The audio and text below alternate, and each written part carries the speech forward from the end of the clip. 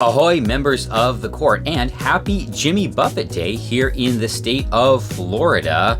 But what we're going to talk about today is the perfect day at Coco Cay, which was yesterday. I think when you're seeing this, it was yesterday, Friday, January 24th. Let me explain.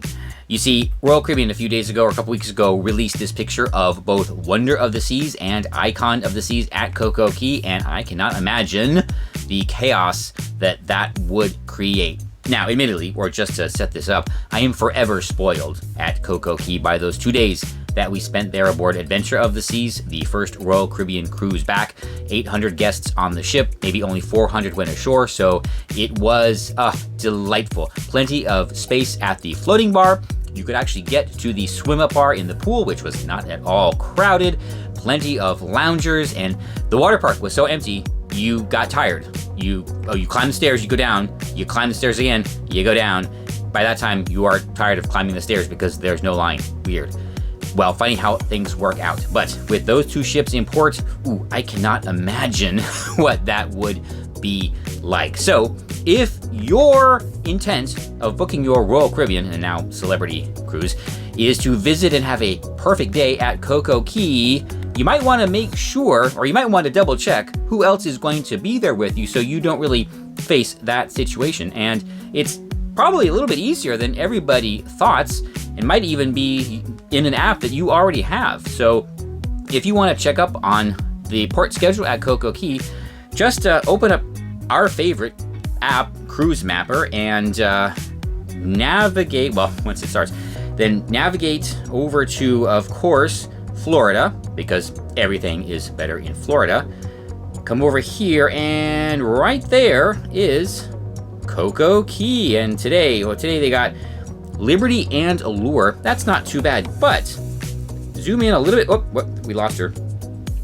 There we go. Hit Coco Cay and tap the banner, and you get the port schedule. And this is what I mean. The 24th of January was just Vision of the Seas. Can you imagine a small ship alone at Coco Cay? Fantastic. But if you look, on some days, yeah, it's all big ships. Like, wow, the 29th, both Odyssey and Wonder. Yeah, I wouldn't want to be there.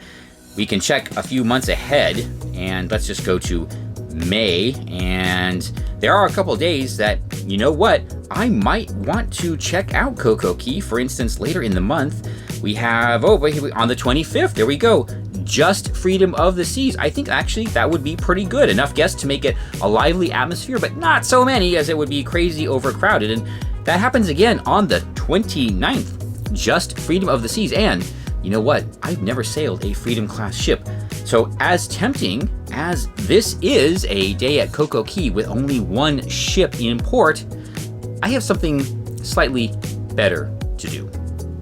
You're gonna have to wait to find out that. So if you really want a perfect day at Coco Cay, yeah, fire up Cruise Mapper and check the port schedule, see who else is gonna be there, and maybe pick a day that doesn't have both Icon of the Seas and Wonder of the Seas in port, because, oh boy, yeah, instead of the Oasis pool being like this, which is what I experienced, it's probably gonna be a little bit more like this.